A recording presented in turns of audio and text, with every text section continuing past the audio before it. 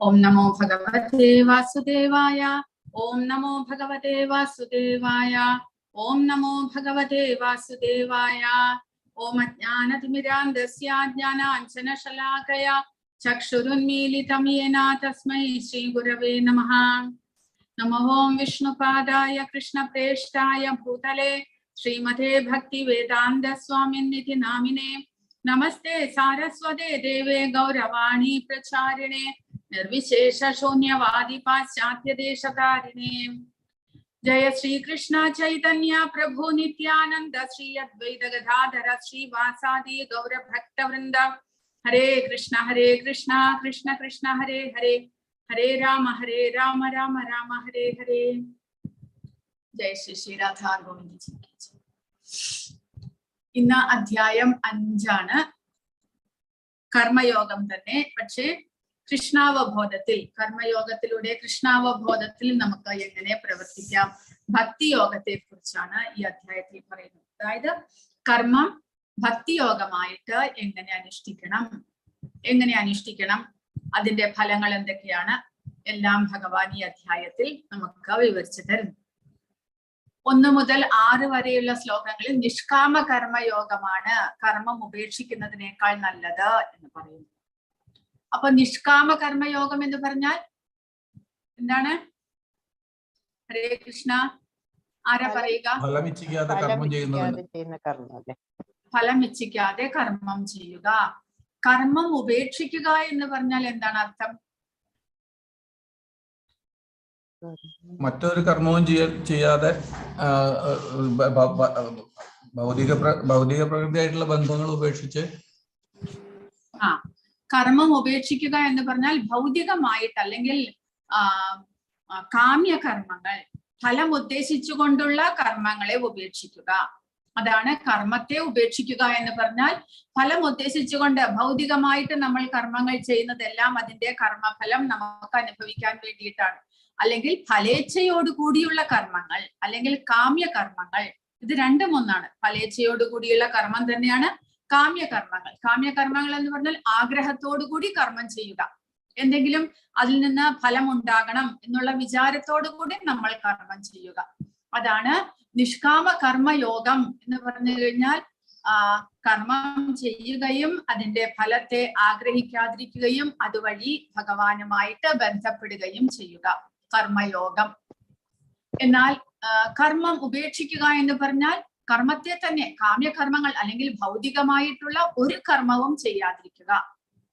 ഭൗതികമായിട്ടുള്ള കർമ്മങ്ങളെല്ലാം നമ്മളെ ഇവിടെ ബന്ധനത്തിലാക്കുന്നു എന്ന് അറിഞ്ഞുകൊണ്ട് ഭൗതികമായിട്ടുള്ള ഒരു കർമ്മവും ചെയ്യാതിരിക്കുക.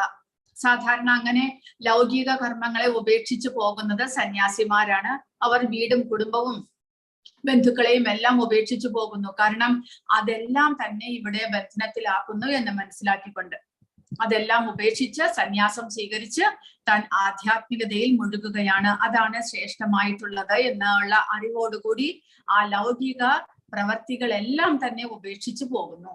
അതാണ് കർമ്മം ഉപേക്ഷിക്കുക എന്ന് പറയുന്നത്. അപ്പോൾ 1 മുതൽ 6 വരെ അതിനെക്കുറിച്ചാണ് പറയുന്നത്. ഏതാണ് ശ്രേഷ്ഠമായിട്ടുള്ളത്, എന്താണ് രണ്ടും തമ്മിലുള്ള വ്യത്യാസം, ഇതെല്ലാം ഭഗവാൻ പറഞ്ഞു തരുന്നു.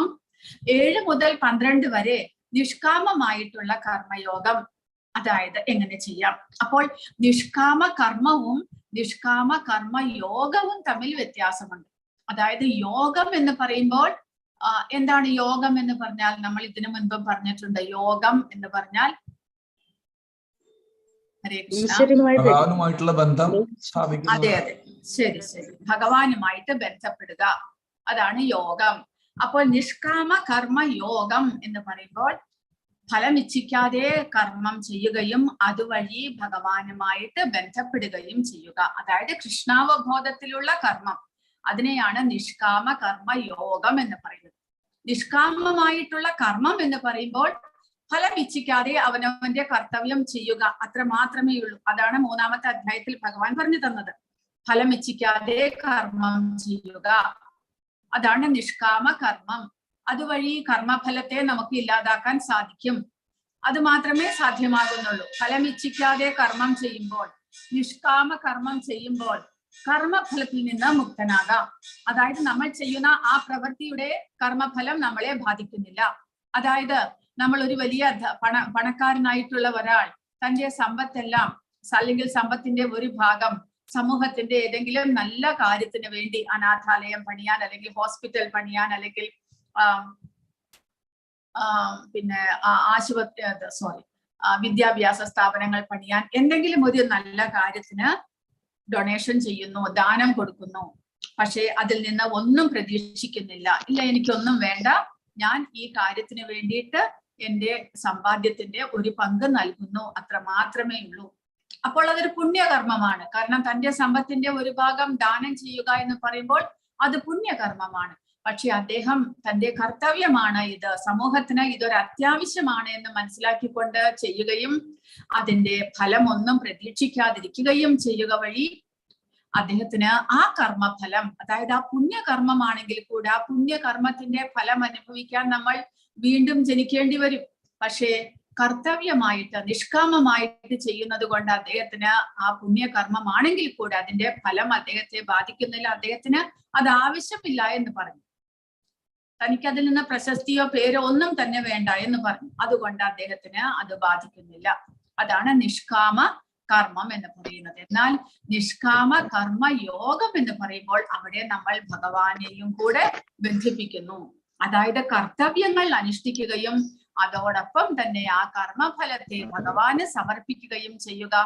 അതായത് ഭക്തിയുത സേവനം. അതാണ് നിഷ്കാമ കർമ്മ യോഗം എന്ന് പറയുന്നത്. ഭഗവാന്റെ സന്തോഷത്തിനായിക്കൊണ്ട് നമ്മൾ കർമ്മങ്ങൾ ചെയ്യുന്നു. അതിന്റെ കർമ്മഫലം എല്ലാം ഭഗവാൻ അർപ്പിക്കുന്നു. അതാണ് അതെങ്ങനെ ചെയ്യാം. 7 മുതൽ 12 വരെയുള്ള ശ്ലോകങ്ങളിൽ ഭഗവാൻ അതാണ് പറഞ്ഞു തരുന്നത്.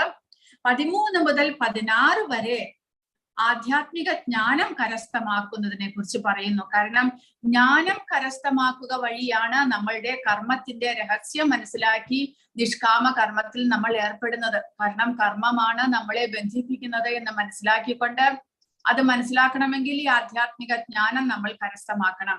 അപ്പോൾ ആ ജ്ഞാനത്തിന്റെ വേദി, അതായത് ജ്ഞാനം എന്ന് പറഞ്ഞാൽ ഇവിടെ 3 കർത്താവിനെ അറിയുക.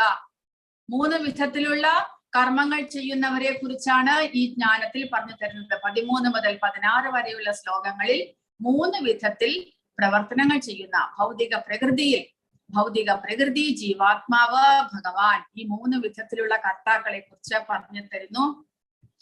17 മുതൽ 26 വരെ പരമാത്മാവിൽ ശ്രദ്ധ കേന്ദ്രീകരിച്ചുള്ള മുക്തി. അപ്പോൾ നിഷ്കാമ കർമ്മയോഗം ഭഗവാനുമായിട്ട് ബന്ധപ്പെടുന്നതിനെ കുറിച്ചാണ് 17 മുതൽ 26 വരെ പറയുന്നത്. പിന്നെ 27, 28 ശ്ലോകങ്ങളിൽ അടുത്ത അധ്യായമായിട്ടുള്ള അഷ്ടാംഗ യോഗത്തെ കുറിച്ച്, അതിലൂടെ എങ്ങനെ നമുക്ക് മുക്തി നേടാം എന്നതിനെ കുറിച്ച് പറയുന്നു. 29ാമത്തെ ശ്ലോകത്തിൽ അങ്ങനെ മുക്തി എന്ന് പറയുമ്പോൾ 3 ഗുണങ്ങളെ മറികടക്കുക, സത്വഗുണത്തിലേക്ക്, പരിശുദ്ധ സത്വത്തിലേക്ക് നമ്മൾ കടക്കുകയാണ് മുക്തി. അതായത് സത്വഗുണമാണ് മറ്റു 3 ഗുണങ്ങളിലും ശ്രേഷ്ഠമെന്നുണ്ടെങ്കിലും സത്വഗുണത്തിൽ ഭൗതികമായതുകൊണ്ട് നമ്മുടെ എല്ലാവരുടെയും ഉള്ളിൽ ഈ 3 ഗുണങ്ങളും ഉണ്ട്. നമ്മൾ ഒരു ദിവസം ഈ 3 ഗുണങ്ങളുടെയും പ്രഭാവത്താൽ പ്രവർത്തിച്ചു എന്ന് വരാം. അതായത് ഭഗവാൻ 14ാമത്തെ അധ്യായത്തിൽ പറയുന്നുണ്ട്. അതായത് സത്വഗുണം, ഈ ഭൗതികതയിൽ ഉള്ള ഈ ഗുണം, അതിൽ രജോ ഗുണവും തമോ ഗുണവും അടങ്ങിയിരിക്കുന്നു. അതുകൊണ്ട് അത് മലിനമാണ്. കാരണം സത്വഗുണം മാത്രമായിട്ട് ഒരാൾക്ക് ഈ പ്രപഞ്ചത്തിൽ ഇരിക്കാൻ സാധ്യമല്ല. കാരണം രജോ ഗുണവും തമോ ഗുണവും കൂടെ നമ്മളെ ബാധിക്കുന്നു. അപ്പോൾ മുക്തി എന്ന് പറയുമ്പോൾ പൂർണ്ണമായിട്ടും സത്വഗുണം, അതായത് ഭൗതികമായിട്ടുള്ള ഈ 3 ഗുണങ്ങളെയും മറികടന്ന് വിശുദ്ധമായിട്ടുള്ള സത്വഗുണം, മലിനമാക്കപ്പെടാത്ത രജോ ഗുണവും തമോ ഗുണവും തീണ്ടാത്ത പരിശുദ്ധമായ സത്വഗുണത്തിലേക്ക് നമ്മൾ ഉയരുന്നതിനെയാണ് മുക്തി എന്ന് പറയുന്നത്. അല്ലെങ്കിൽ വാസുദേവ സത്വം എന്ന് പറയുന്നു, അല്ലെങ്കിൽ വിശുദ്ധ സത്വഗുണം എന്ന് പറയുന്നു, അല്ലെങ്കിൽ ബ്രഹ്മാവസ്ഥ എന്ന് പറയുന്നു. അതായത് താൻ ഭഗവത് അംശമാണ്, ശരീരമല്ല എന്നുള്ള അവസ്ഥയിലേക്ക് ഉയർന്ന, ആത്മജ്ഞാനത്തിലേക്ക് ഉയരുന്ന, അങ്ങനെയെല്ലാം പല പേരുകൾ പറയുന്നുണ്ട്. അതിലെയാണ് മുക്തി എന്ന് പറയുന്നത്. അതായത് പൂർണ്ണമായിട്ടുള്ള മോചനം ലഭിക്കുന്നു, മോക്ഷം ലഭിക്കുന്നു, ഭൗതികതയിൽ നിന്നുള്ള മോചനം ലഭിക്കുന്നു.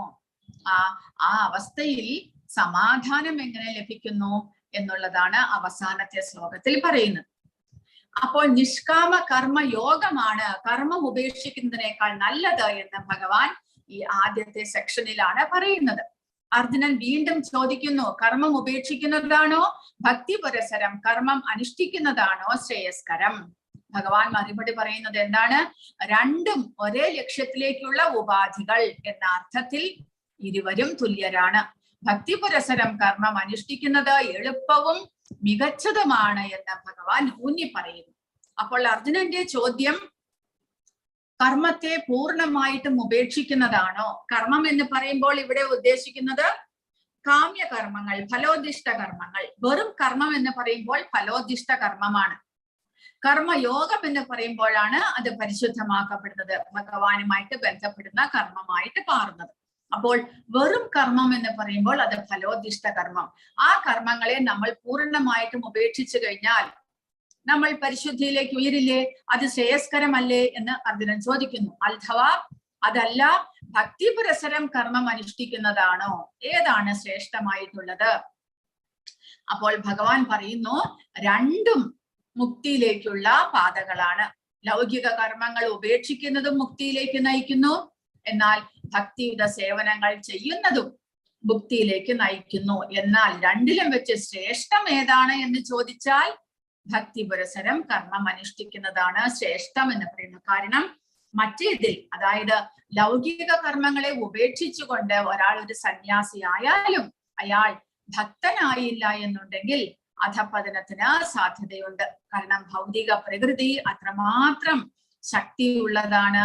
നമ്മൾ നമ്മുടെ ഇന്ദ്രിയങ്ങളെ ഭഗവാന്റെ സേവനത്തിലേക്ക് നമ്മൾ വിനിയോഗിച്ചില്ല എന്നുണ്ടെങ്കിൽ, ലൗകിക കർമ്മങ്ങളെല്ലാം നമ്മൾ ഉപേക്ഷിച്ചാലും ചിലപ്പോൾ ചില അവസരങ്ങളിൽ ആ ഇന്ദ്രിയങ്ങൾ നമ്മളെ ചതിക്കുന്നു. എത്രമാത്രം ഉദാഹരണങ്ങളുണ്ട് നമുക്ക്.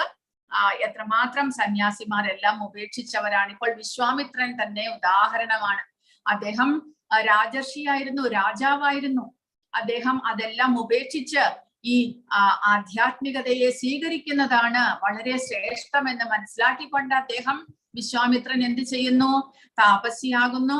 തപസ് ചെയ്ത് വസിഷ്ഠനെ പോലെ തന്നെ, വസിഷ്ഠൻ അദ്ദേഹത്തിന്റെ ഒരു ബന്ധുവും കൂടിയായിരുന്നു. അപ്പോൾ വസിഷ്ഠനുമായിട്ട് ഒരു തവണ അദ്ദേഹത്തിന് ഏറ്റുമുട്ടാന്ന് യുദ്ധമൊന്നുമല്ല, അദ്ദേഹം രാജാവായിരിക്കുമ്പോൾ ഒരു തവണ വസിഷ്ഠ മഹർഷിയുടെ ഗൃഹത്തിലേക്ക് വരുന്നു. അപ്പോൾ വസിഷ്ഠ മഹർഷിയുടെ പക്കൽ ഒരു കാമധേനു പശു ഉണ്ടായിരുന്നു. ആ കാമധേനു പശു ഒരു നിമിഷം കൊണ്ട് നമ്മൾ ചോദിക്കുന്നത് എല്ലാം തന്നെ തരും.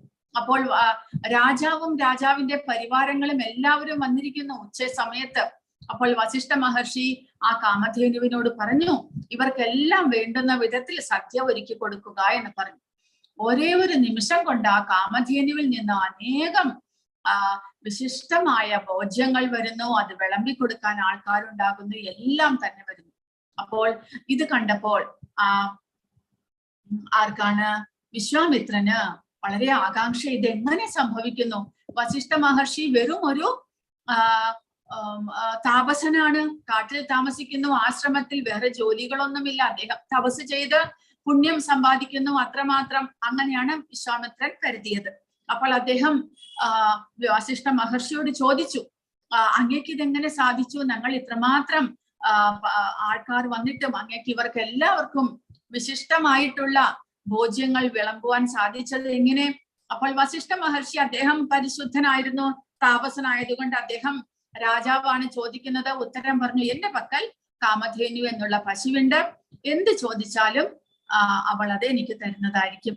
അപ്പോൾ ഞാനത് എന്റെ വസിഷ്ഠ മഹർഷി തന്റെ തപസ്സിന്റെ കാര്യങ്ങൾക്ക്, ആശ്രമത്തിലെ കാര്യങ്ങൾക്ക് വേണ്ടിയിട്ടാണ് കാമധേനുവിനെ സൂക്ഷിക്കുന്നത്. അത് മാത്രമല്ല, കാമധേനുവിന് പൂർണ്ണ സ്വാതന്ത്ര്യവും വസിഷ്ഠ മഹർഷി കൊടുത്തിരിക്കുന്നു. അപ്പോൾ അങ്ങനെയുള്ളത് കൊണ്ട് കാമധേനുവും അവിടെ സന്തോഷത്തോടു കൂടി വസിഷ്ഠ മഹർഷിയുടെ ഒപ്പം വസിക്കുകയാണ്. അപ്പോൾ വിശ്വാമിത്രന് പക്ഷെ ഇത് കേട്ടതോടുകൂടി ആഗ്രഹം ഉണ്ടാകുന്നു. ഒരു മഹർഷിക്ക് എന്തിനു വേണ്ടിയിട്ട് ഈ കാമധേനു പശു? അതും കാട്ടിൽ വസിക്കുന്ന മഹർഷിക്ക്. പക്ഷെ താൻ രാജാവാണ്, രാജ്യം മുഴുവനും ഭരിക്കുന്ന ഒരു വ്യക്തിയാണ്. അപ്പോൾ ഈ കാമധേനുവിനെ തന്റെ പക്കലുണ്ടെങ്കിൽ തനിക്കതിന് ഒരുപാട് ഉപയോഗമാകും എന്നെല്ലാം ഭൗതികമായിട്ടാണ് വിശ്വാമിത്രൻ ചിന്തിക്കുന്നത്. പക്ഷേ കാമധേനു പൂർണ്ണമായിട്ടും ആധ്യാത്മിക തലത്തിലുള്ള ഒരു പശുവാണ് എന്ന് മനസ്സിലാക്കണം. അതിന് ഭൗതികമായിട്ട് ഒന്നും തന്നെ ബന്ധമില്ല. അതുകൊണ്ടാണ് ആ കാമധേനുവിനും ഇത്രമാത്രം ശക്തിയുള്ളത്. അപ്പോൾ വസിഷ്ഠൻ പറഞ്ഞു, ഇല്ല ഇല്ല, കാമധേനു ഒരിക്കലും നിങ്ങളുടെ ഒപ്പം വരില്ല. അത് മാത്രമല്ല, എനിക്ക് അവളുടെ ആവശ്യവുമുണ്ട് ഇവിടെ. അങ്ങനെ നിങ്ങളുടെ രാജ്യത്തിന്റെ സേവ ചെയ്യാൻ വേണ്ടിയിട്ടുള്ളതല്ല കാമധേനു. അവൾ ഒരു ആധ്യാത്മിക തലത്തിലുള്ള ഒരു പശുവാണ്. അതിനെ അങ്ങനെയൊന്നും ഉപയോഗിക്കരുത്, അങ്ങനെ ചിന്തിക്കാനേ പാടില്ല എന്നെല്ലാം വസിഷ്ഠൻ ഉപദേശിച്ചു. പക്ഷേ വിശ്വാമിത്രൻ കേട്ടില്ല. വിശ്വാമിത്രൻ എന്ത് ചെയ്തു? തന്റെ പട്ടാളക്കാരോട് എല്ലാവരോടും പറഞ്ഞുകൊണ്ട് ആ കാമധേനുവിനെ പിടിച്ചു കെട്ടി തന്റെ കൊട്ടാരത്തിലേക്ക് കൊണ്ടുപോകാൻ പറഞ്ഞു. ഇതാണ് ആ ഭൗതികമായിട്ടുള്ള ചിന്തകൾ എന്ന് പറയുന്നത്. ഫലോദിഷ്ട കർമ്മമായിട്ട് ചിന്തിക്കുമ്പോൾ നമ്മൾ ഇങ്ങനെയല്ല, നമ്മുടെ ആഗ്രഹത്തിനനുസരിച്ച് പ്രവർത്തിക്കാനായിട്ട് നമ്മൾ പരിശ്രമിക്കുന്നു. അത് നമ്മളെ അധപതനത്തിലേക്കും നയിക്കുന്നു. അപ്പോൾ കാമധേനു വസിഷ്ഠ മഹർഷിയെ നോക്കി, ഞാൻ എന്താണ് ചെയ്യേണ്ടത്? അത് ഇങ്ങനെയെല്ലാം സംഭവിക്കുന്നു, എന്നെ പിടിച്ചു കെട്ടി കൊണ്ടുപോകാൻ പോകുന്നു. അപ്പോൾ വസിഷ്ഠൻ പറഞ്ഞു, ഞാൻ ഈ രാജാവിന്റെ മുന്നിൽ നിസ്സഹായനാണ്. തപശക്തി ഉപയോഗിക്കാം വസിഷ്ഠന്, പക്ഷെ തപശക്തി ഉപയോഗിച്ചു കഴിഞ്ഞാൽ, അത് ഈ നിസ്സാര കാര്യത്തിന് ഉപയോഗിച്ചു കഴിഞ്ഞാൽ അദ്ദേഹത്തിന്റെ തപശക്തി അത്രമാത്രം നഷ്ടമാകും. അതുകൊണ്ട് വസിഷ്ഠ മഹർഷി പറഞ്ഞു, നീ തന്നെ നിന്റെ രക്ഷ ചെയ്യുക എന്ന് പറഞ്ഞു. ഉടനടി കാമധേനുവിൽ നിന്ന് വിശിഷ്ടമായിട്ടുള്ള സദ്യവട്ടങ്ങൾ മാത്രമല്ല വരുന്നത്, ആ കാമധേനുവിന്റെ ശരീരത്തിൽ നിന്ന് അനേകം ആയുധധാരികളായിട്ടുള്ള സേനകൾ വരുന്നു. കാലാൾപ്പട, കുതിരപ്പട, ഇതെല്ലാം വന്നു. അവരെല്ലാവരും ചേർന്ന് വിശ്വാമിത്രനെയും വിശ്വാമിത്രന്റെ സേനകളെയും എല്ലാം തന്നെ തുരത്തി ഓടിക്കുന്നു. ഇതെല്ലാം കണ്ടപ്പോൾ വിശ്വാമിത്രന് കണ്ണു തുറന്നു. കാരണം ആധ്യാത്മിക ശക്തിയുടെ മുന്നിൽ ഈ ഭൗതികമായിട്ടുള്ള ശക്തി ഒന്നും തന്നെയല്ല എന്ന് അദ്ദേഹത്തിന് മനസ്സിലായി. അദ്ദേഹം കൊട്ടാരത്തിലേക്ക് തിരിച്ചു പോയെങ്കിലും പിന്നീട് തിരിച്ചു വന്ന് വസിഷ്ഠ മഹർഷിയോട് മാപ്പ് ചോദിക്കുകയും പിന്നീട് ആ കൊട്ടാരത്തെ എല്ലാം ഉപേക്ഷിച്ച് അദ്ദേഹവും ഒരു താപസനായിട്ട്, ഭക്തനായിട്ട്, ഒരു സന്യാസിയായിട്ട് മാറുകയും ചെയ്യുന്നു. പക്ഷേ ഭക്തിയുത സേവനത്തിൽ ഭഗവാനെ മനസ്സിലാക്കാനോ ഭഗവാന്റെ സേവകൾ ചെയ്യാനോ അല്ല വിശ്വാമിത്രൻ പുറപ്പെട്ടത്. ആദ്യം അദ്ദേഹത്തിന് ആധ്യാത്മികമായിട്ടുള്ള ശക്തി, തനിക്ക് സ്വയം ഇതേപോലെ ശക്തി ഉണ്ടാകണം. ആധ്യാത്മിക ശക്തി, അല്ലെങ്കിൽ ജീവാത്മാവിന്റെ സ്വരൂപസ്ഥിതിയിൽ ജീവാത്മാവിന് ആധ്യാത്മികമായിട്ടുള്ള കാര്യങ്ങളെല്ലാം ചെയ്യാൻ സാധിക്കും. അങ്ങനെ ഭൗതികതയിൽ നിന്നും ഉയർന്ന ഒരു ശക്തി തനിക്ക് ഉണ്ടാകുമെന്ന് വിശ്വാമിത്രന് മനസ്സിലാകുന്നു. ആ ശക്തി സംഭരിക്കാനാണ് വിശ്വാമിത്രൻ പ്രയത്നിച്ചത്. അതുകൊണ്ട് എന്ത് സംഭവിച്ചു? ഇന്ദ്രദേവൻ ഒരു മേനകയെ, അപ്സരസിനെ പറഞ്ഞു വിട്ടപ്പോൾ വിശ്വാമിത്രൻ അതിൽ വീണുപോകുന്നു. അപ്പോൾ അതാണ് നമ്മൾ മനസ്സിലാക്കേണ്ടത്. അതായത് ലൗകിക കർമ്മങ്ങൾ ഉപേക്ഷിച്ചാലും അത് നമ്മളെ പൂർണ്ണതയിലേക്ക് എത്തിക്കുന്നില്ല. ചിലപ്പോൾ നമ്മൾ ശ്രദ്ധിച്ചില്ല എന്നുണ്ടെങ്കിൽ നമ്മൾ അധപ്പതിച്ചു പോകും.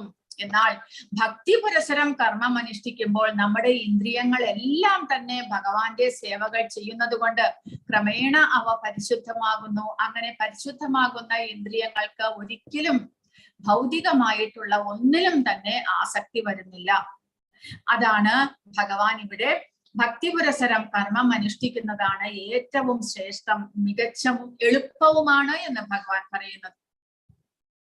അപ്പോൾ അർജുനന്റെ ആശയക്കുഴപ്പമാണ് ആദ്യത്തെ ശ്ലോകത്തിൽ പറയുന്നത്. അർജുന ഉവാച സന്യാസം കർമ്മണാം കൃഷ്ണ പുനർയോഗം ച ശംസസി യേതയോരേകം തന്മേ ബ്രൂഹി സുനിശ്ചിതം.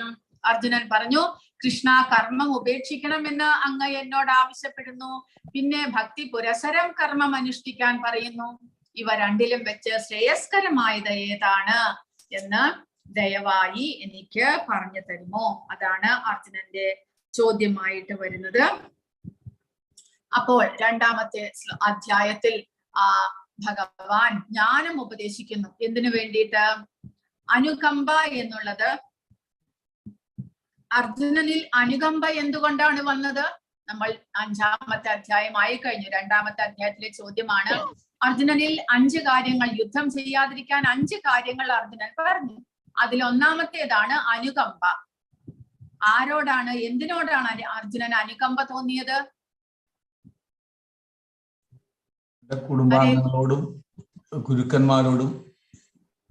എന്തിനു വേണ്ടിയിട്ട്? അവര് യുദ്ധത്തിൽ മരിച്ചു പോകില്ലേ? അതെ, അതുകൊണ്ട് ഭഗവാൻ ജ്ഞാനം ഉപദേശിക്കുന്നു. എന്ത് ജ്ഞാനമാണ്? സാഖ്യയോഗം. ആ സാഖ്യയോഗത്തിൽ ഭഗവാൻ ശരീരത്തെയും ആത്മാവിനെയും കുറിച്ചുള്ള താരതമ്യ പഠനം നടത്തി ആ അനുകമ്പയുടെ ആവശ്യമേ ഇല്ല. കാരണം അവിടെ കൂടിയിരിക്കുന്നവരെല്ലാവരും തന്നെ ജീവാത്മാക്കളാണ്. അവരുടെ ശരീരം മാത്രമേ മാറുന്നുള്ളൂ. ആ ശരീരം ഉപേക്ഷിച്ച് അവർക്ക് പുതിയ ശരീരം ലഭിക്കും. അതുകൊണ്ട് അനുകമ്പയുടെ ആവശ്യമില്ല എന്ന് ഭഗവാൻ 11 മുതൽ 30 വരെയുള്ള ശ്ലോകങ്ങളിലൂടെ അർജുനന് ഉപദേശിച്ചു. പിന്നെ ഭക്തിയോഗം എപ്പോഴാണ് ഉപദേശിച്ചത്? അർജുനന് തോന്നി ഇവരെ എല്ലാം വധിക്കുന്നത് പാപമല്ലേ എന്നൊരു തോന്നലുണ്ടായിരുന്നു അർജുനന്. അപ്പോൾ ഭഗവാൻ ഭക്തിയോഗമായിട്ട് നമ്മുടെ കർമ്മം ചെയ്യുമ്പോൾ നമുക്കൊരിക്കലും പാപമേൽക്കേണ്ടി വരില്ല എന്നും ഉപദേശിച്ചു.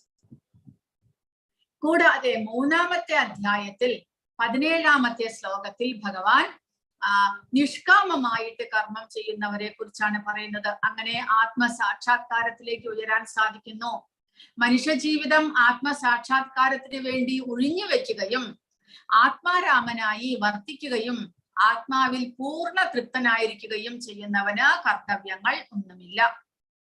അതും കർമ്മം എങ്ങനെയാണ് ചെയ്യേണ്ടത്, അങ്ങനെ ആത്മജ്ഞാനത്തിലേക്ക് ഉയരുന്നത് എങ്ങനെ എന്ന് പറഞ്ഞു കൊടുത്തു.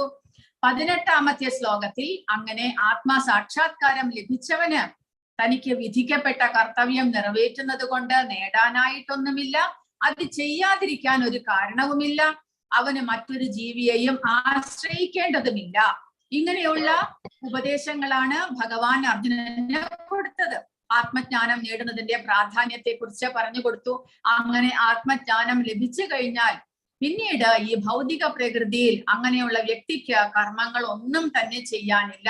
അതുകൊണ്ട് ഭഗവാൻ വീണ്ടും 4-ാമത്തെ അധ്യായത്തിൽ ജ്ഞാനം കരസ്ഥമാക്കുന്നതിനെ കുറിച്ച് ഉപദേശിച്ചു. അതായത് ദ്രവ്യയജ്ഞം, തന്റെ പക്കലുള്ള സമ്പത്തിനെ എല്ലാത്തിനെയും ത്യജിക്കുന്നതിനെക്കാട്ടിലും ശ്രേഷ്ഠമാണ് ജ്ഞാനയജ്ഞം. ആധ്യാത്മിക ജ്ഞാനം കരസ്ഥമാക്കുകയും അതിനനുസരിച്ച് പ്രവർത്തിക്കുകയും ചെയ്യുക. കാരണം സർവകർമ്മത്യാഗങ്ങളും ഒടുവിൽ ചെന്നെത്തുന്നത് ദിവ്യമായിട്ടുള്ള ജ്ഞാനത്തിലാണ്. അതായത് നമ്മൾ കർമ്മങ്ങളെല്ലാം ത്യജിക്കുക എന്ന് പറഞ്ഞു കഴിഞ്ഞാൽ നിഷ്കാമമായിട്ട് കർമ്മങ്ങൾ ചെയ്യുമ്പോൾ ആ കർമ്മങ്ങളെല്ലാം നമ്മളെ കൊണ്ടെത്തിക്കുന്നത് എവിടെയാണ്? ആ ഭഗവാനിലേക്ക്. ഭഗവാനെ കുറിച്ചുള്ള പൂർണ്ണ അറിവ് സമ്പാദിക്കാൻ നമുക്ക് സാധിക്കുന്നു. അതുകൊണ്ട് നമ്മുടെ സമ്പത്തെല്ലാം നമ്മൾ ത്യജിച്ചു കഴിഞ്ഞാൽ അത് നിഷ്കാമ കർമ്മമേ ആകുന്നുള്ളൂ. പക്ഷേ അതിനേക്കാൾ ശ്രേഷ്ഠമാണ് ആധ്യാത്മിക ജ്ഞാനം കരസ്ഥമാക്കിയിട്ട് നമ്മൾ കർമ്മങ്ങൾ ചെയ്യുക. അതുവഴി ആ ആധ്യാത്മിക ജ്ഞാനത്തിന്റെ പരിപൂർണതയിൽ നമുക്ക് പൂർണ്ണമായിട്ടുള്ള അറിവോടുകൂടി നമ്മൾ കർമ്മങ്ങൾ ചെയ്യുമ്പോൾ നമുക്ക് ഭഗവാനെ പ്രാപിക്കാനും സാധിക്കുന്നു. അപ്പോൾ ജ്ഞാനത്തോടുകൂടി ചെയ്യുന്ന കർമ്മമാണ് ശ്രേഷ്ഠമെന്ന് പറഞ്ഞു.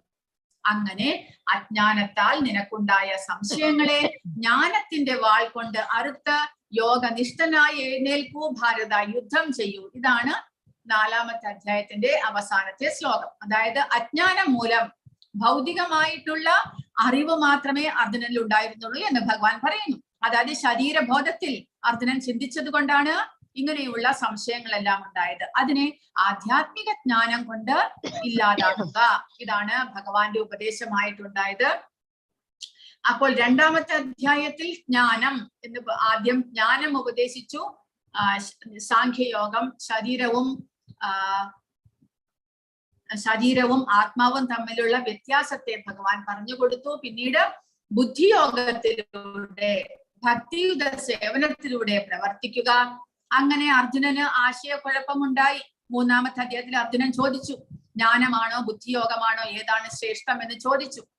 വീണ്ടും ഭഗവാൻ കർമ്മവും ജ്ഞാനവും കർമ്മത്തിൽ അകർമ്മത്തെയും എല്ലാം, അകർമ്മത്തിൽ കർമ്മം, അങ്ങനെയെല്ലാം ഭഗവാൻ പറഞ്ഞു കൊടുത്തു.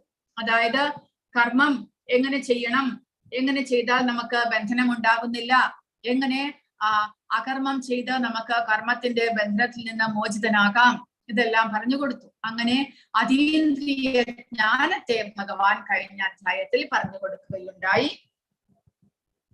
അപ്പോൾ കർമ്മയോഗം ഈ അധ്യായത്തിൽ കൃഷ്ണാവബോധത്തിലുള്ള പ്രവർത്തനങ്ങളെ കുറിച്ചാണ് പറയുന്നത്. അപ്പോൾ ഈ ജ്ഞാനത്തിലൂടെ നമ്മൾ ഒന്നും കൂടെ കഴിഞ്ഞ അധ്യായങ്ങളെ പറയാം. അതായത് മൂന്നാമത്തെ അധ്യായത്തിൽ കർമ്മം ചെയ്യുന്നതിനെ കുറിച്ച്, അതായത് ഫലോദിഷ്ട കർമ്മങ്ങൾ ചെയ്യുന്നതിനെ കുറിച്ചാണ് ഭഗവാൻ ആദ്യം പറഞ്ഞത്. പക്ഷേ അത് നമ്മളെ ബന്ധനത്തിലാക്കുന്നു. നമ്മുടെ കർത്തവ്യം എന്ന നിലയിൽ നിഷ്കാമമായിട്ട് കർമ്മം ചെയ്യുക, അത് നമ്മളെ ജ്ഞാനത്തിലേക്ക് ഉയർത്തുന്നു എന്ന് ഭഗവാൻ പറഞ്ഞു. നാലാമത്തെ അധ്യായത്തിൽ ആ ആധ്യാത്മിക ജ്ഞാനം എങ്ങനെ കരസ്ഥമാക്കണം, എന്താണ് ജ്ഞാനം എന്നും ഭഗവാൻ പറഞ്ഞു. ഭഗവാനെ കുറിച്ചുള്ള അറിവ്, ജന്മ കർമ്മചമേ ദിവ്യം ഏവം യോ വേത്തി തത്വതഃ, ഭഗവാന്റെ ജന്മവും കർമ്മവും എല്ലാം ദൈവികമാണെന്നും അത് തത്വത്തിൽ നമ്മൾ മനസ്സിലാക്കുന്നത് നമ്മളെ പരമപദം പോകുവാൻ സാധിക്കുന്നു എന്നും ഭഗവാൻ പറഞ്ഞു. ആ ആധ്യാത്മിക ജ്ഞാനം നമ്മൾ എങ്ങനെ കരസ്ഥമാക്കണം എന്നാണ് ഭഗവാൻ പറഞ്ഞു തന്നത്.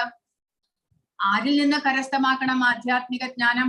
ഭഗവാൻ നാലാമത്തെ അധ്യായത്തിൽ പറയുകയുണ്ടായി, ഗുരുക്കന്മാരിൽ നിന്ന്, പരമ്പര വഴി വന്ന ഗുരുക്കന്മാരിൽ. അതെ അതെ.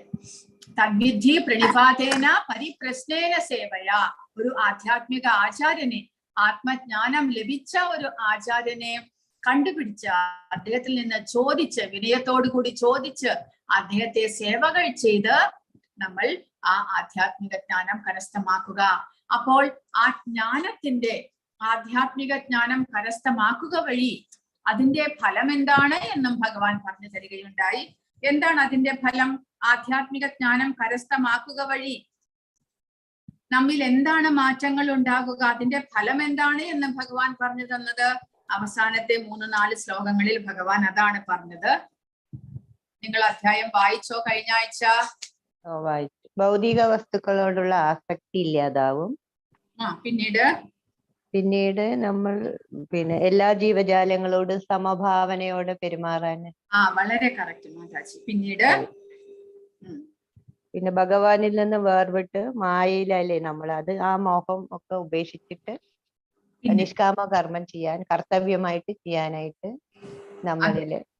പക്ഷേ ഭഗവാൻ വേറെ 2-3 കാര്യങ്ങൾ, ഈ ജ്ഞാനം കരസ്ഥമാക്കുക വഴി വേറെ 2-3 കാര്യങ്ങൾ ഭഗവാൻ നമ്മിൽ ഉണ്ടാകുന്നു എന്ന് പറഞ്ഞു. 36, 37, 38 ശ്ലോകങ്ങളിൽ ഭഗവാൻ പറയുകയുണ്ടായി. ജീവാത്മാവും പരമാത്മാവും തമ്മിലുള്ള ബന്ധമല്ലേ പറയുന്നത്? അല്ല, 36 നമ്മുടെ പാപകർമ്മങ്ങളെ എല്ലാം ഇല്ലാതാക്കാൻ ഈ ജ്ഞാനത്തിന് സാധിക്കും എന്ന് പറയുന്നു. അങ്ങനെ ആ പാപകർമ്മങ്ങളെ ഇല്ലാതാക്കി ഈ ഭൗതിക സമുദ്രത്തെ നമുക്ക് തരണം ചെയ്യാൻ സാധിക്കുന്നു. കാരണം ഭഗവാൻ 37ാമത്തെ ശ്ലോകത്തിൽ പറയുന്നത്, കത്തുന്ന തീ വിറകിനെ എന്ന പോലെ ഈ ആധ്യാത്മിക ജ്ഞാനം നമ്മുടെ മുൻ ജന്മ പാപകർമ്മങ്ങളെ എല്ലാത്തിനെയും ഭസ്മമാക്കുന്നു. ഭഗവാനെ കുറിച്ചുള്ള അറിവ് എന്ന് പറഞ്ഞാൽ അത് നിസ്സാര കാര്യമല്ല. നമുക്കത് മനസ്സിലാകണമെന്നുണ്ടെങ്കിൽ നമ്മൾ ഈ ഭഗവാൻ പറയുന്ന ഈ നമ്മുടെ അന്തരംഗം എല്ലാം പരിശുദ്ധമാക്കണം. കാരണം നമ്മൾ ഇപ്പോൾ ചെയ്യുന്നത് ആ അന്തരംഗം പരിശുദ്ധമാകാൻ വേണ്ടിയിട്ടുള്ള പ്രവർത്തനങ്ങളാണ്. അന്തരംഗം പരിശുദ്ധമാകുമ്പോഴാണ് ഭഗവാനെ കുറിച്ചുള്ള ജ്ഞാനം, ആ പരിശുദ്ധമായിട്ടുള്ള ആ അറിവ് നമ്മിൽ വെളിവാകുന്നത്. അതോടുകൂടി നമ്മുടെ എല്ലാ മുൻജന്മ പാപകർമ്മങ്ങളും ഇല്ലാതാകുന്നു, നമ്മൾ സ്വയം പരിശുദ്ധരാകുന്നു. നമുക്ക് ശരീരബോധത്തിൽ നിന്ന് ആധ്യാത്മിക ബോധത്തിലേക്ക് നമുക്ക് ഉയരുവാൻ സാധിക്കുന്നു. അപ്പോൾ ഭഗവാൻ പറയുന്നത്, ഈ ജ്ഞാനം പോലെ പരിശുദ്ധമായിട്ടുള്ള ഒന്നും തന്നെയില്ല. നഹി ജ്ഞാനേന സദൃശം പവിത്രം ഇഹ വിദ്യതേ. പവിത്രം എന്ന് പറഞ്ഞാൽ പരിശുദ്ധമായത്, സ്വയം പരിശുദ്ധവുമാണ് ഈ ജ്ഞാനം. നമ്മളെ പരിശുദ്ധമാക്കാനുള്ള കഴിവുമുണ്ട് ജ്ഞാനത്തിന്. അതാണ് നമ്മൾ മനസ്സിലാക്കേണ്ടത്. അപ്പോൾ അങ്ങനെയുള്ള ജ്ഞാനത്തെ കുറിച്ചാണ് ഭഗവാൻ 4ാമത്തെ അധ്യായത്തിൽ പറഞ്ഞു തന്നത്. ആ ജ്ഞാനം കരസ്ഥമാക്കിയിട്ട് പിന്നത്തെ ലെവലാണ് ഈ അധ്യായം. അപ്പോൾ 3ാമത്തെ അധ്യായത്തിൽ നിഷ്കാമ കർമ്മം ചെയ്ത് പരിശുദ്ധമാകുക. 4ാമത്തെ അധ്യായത്തിൽ ആ പരിശുദ്ധമായതിനു ശേഷം ഭഗവാനെ കുറിച്ചുള്ള അറിവ് സമ്പാദിക്കുക. ഒരു ആധ്യാത്മിക ഗുരുവിൽ നിന്ന് ആധ്യാത്മിക ജ്ഞാനം കരസ്ഥമാക്കി താൻ ശരീരമല്ല ആത്മാവാണ് എന്നുള്ള അവബോധത്തിലേക്ക് ഉയരുവാൻ സാധിക്കുന്നു ആ ജ്ഞാനത്തിന്റെ ബലത്താൽ. 5ാമത്തെ അധ്യായത്തിൽ അങ്ങനെ ആത്മാവ് പരിശുദ്ധനായതിനു ശേഷം പിന്നീട് എങ്ങനെ ഭഗവാന്റെ സേവകൾ ചെയ്യുന്നു.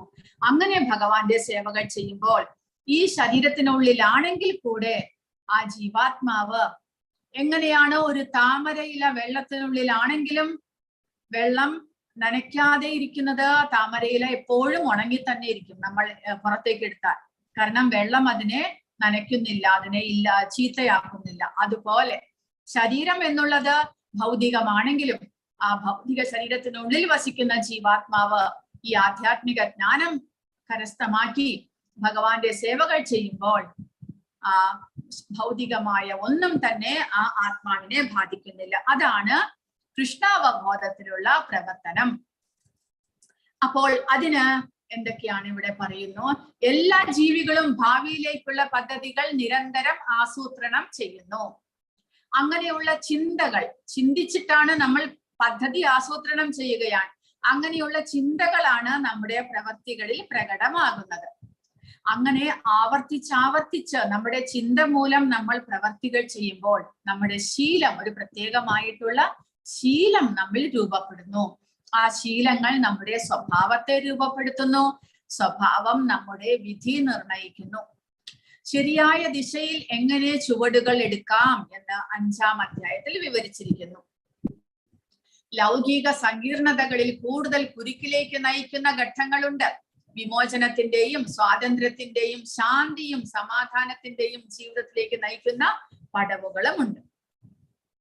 അപ്പോൾ ഈ ഭൗതിക ജീവിതത്തിൽ, ലൗകിക ജീവിതത്തിൽ നമ്മളെ ബന്ധനത്തിലാക്കുന്ന പ്രവർത്തനങ്ങളുമുണ്ട്. അതായത് ഭൗതികമായിട്ടുള്ള പ്രവർത്തികൾ നമ്മളെ ബന്ധനത്തിലാക്കുന്നു.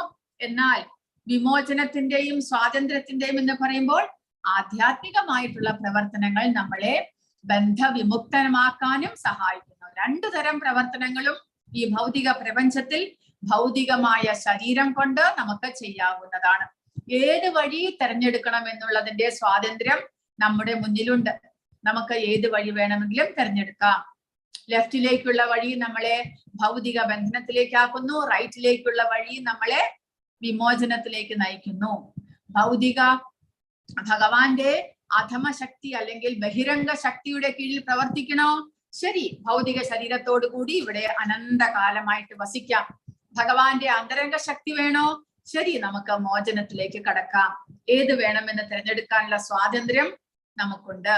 അപ്പോൾ എങ്ങനെയാണ് നമ്മൾ ഇവിടെ പ്രവർത്തിക്കുന്നത്? ചിന്തകൾ, നമ്മൾ മനസ്സുപയോഗിച്ച് ചിന്തിക്കുന്നു. ആ ചിന്തിച്ചാണ് നമ്മൾ പ്രവർത്തിക്കുന്നത്. ആ പ്രവർത്തനങ്ങൾ നമ്മുടെ ശീലമായിട്ട് മാറുന്നു. ആ ശീലങ്ങൾ നമ്മുടെ സ്വഭാവമായിട്ട് മാറുന്നു. സ്വഭാവം വിധി നിർണയിക്കുന്നു. നമ്മൾ ഏതവസ്ഥയിലേക്ക് നയിക്കും. നമ്മുടെ ഭാവി ജീവിതത്തിന്റെ വിധി നിർണയിക്കുന്നത് നമ്മുടെ സ്വഭാവമാണ്. അപ്പോൾ അർജുനൻ, ഭഗവാൻ കഴിഞ്ഞ അധ്യായത്തിൽ പറഞ്ഞത് അർജുനൻ തെറ്റിദ്ധരിച്ചു അത്രേ. ഭക്തിപൂർവമായ സേവന കർമ്മമാണ് ശുഷ്കമായ മാനസിക ഊഹാപോഹങ്ങളെക്കാൾ നല്ലത്. 2-ാമത്തെ അധ്യായത്തിൽ ഭഗവാൻ ആത്മാവിനെ കുറിച്ചുള്ള ജ്ഞാനം തരുന്നു.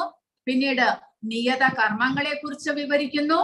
പിന്നീട് ഫലവത്തായ പ്രവർത്തനങ്ങൾ മൂലം ആത്മാവിന്റെ ബന്ധനത്തിൽ നിന്നുള്ള മോചനത്തെ കുറിച്ച് ഉപദേശിക്കുന്നു. ഭക്തിയോഗം കൊണ്ട് ഭൗതിക ബന്ധനത്തിൽ നിന്നുള്ള മോചനം നേടുന്നതും എല്ലാം വിവരിച്ചു. 2-ാമത്തെ അധ്യായത്തിൽ ജ്ഞാനയോഗം, കർമ്മയോഗം, ഭക്തിയോഗം 3ഉം ഭഗവാൻ വിവരിച്ചു.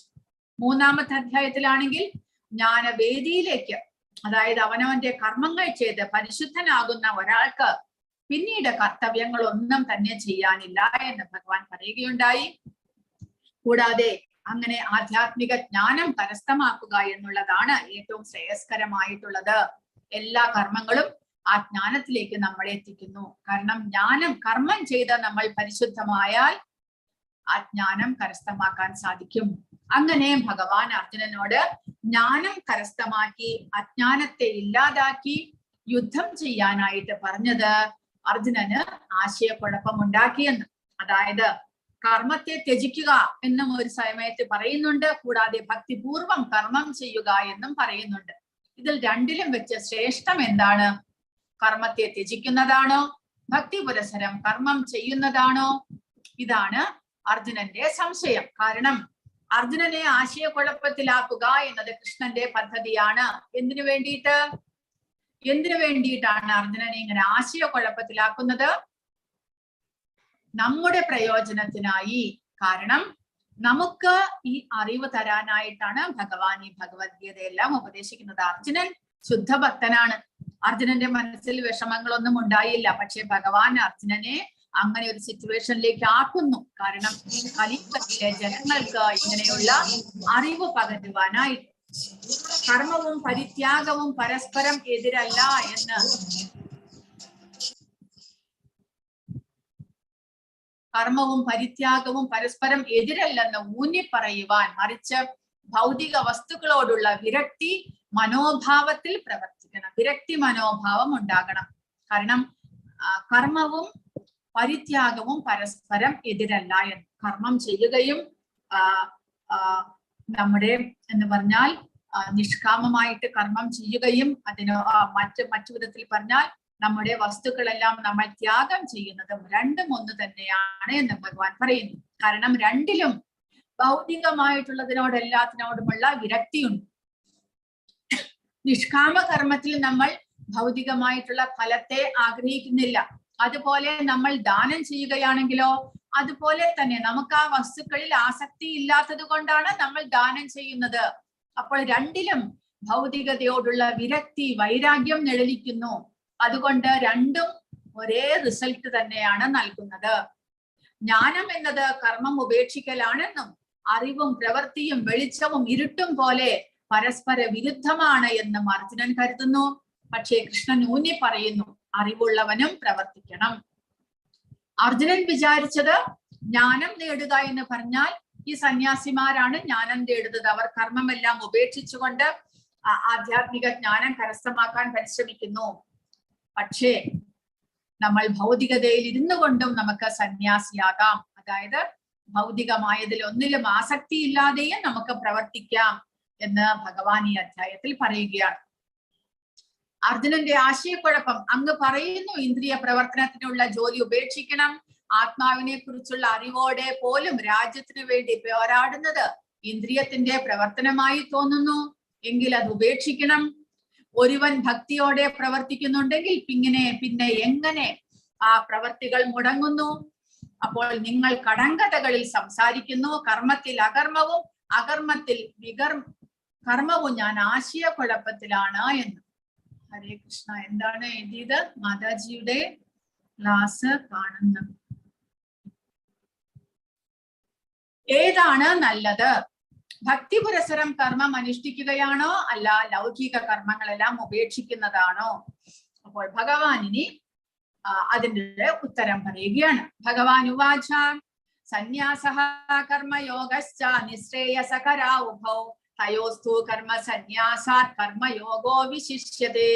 ഭഗവാൻ പറഞ്ഞു, കർമ്മ പരിത്യാഗവും ഭക്തിയുതമായ സേവന കർമ്മവും ഭക്തിയുതമായ കർമ്മവും മുക്തിക്ക് നല്ലത് തന്നെ. എങ്കിലും ഭക്തിയുതമായ സേവന കർമ്മമാണ് കർമ്മത്യാഗത്തെക്കാൾ ഉത്തമം. അപ്പോൾ കർമ്മ പരിത്യാഗം എന്ന് പറഞ്ഞാൽ നേരത്തെ പറഞ്ഞതുപോലെ ഫലോച്ഛയോടെയുള്ള കർമ്മങ്ങളെ ഉപേക്ഷിക്കുക. ഭക്തിയുത സേവനങ്ങൾ എന്ന് പറയുമ്പോൾ നമ്മൾ കർമ്മം ചെയ്യുകയും ആ കർമ്മത്തിന്റെ ഫലത്തെ ഭഗവാന് സമർപ്പിക്കുകയും ചെയ്യുക.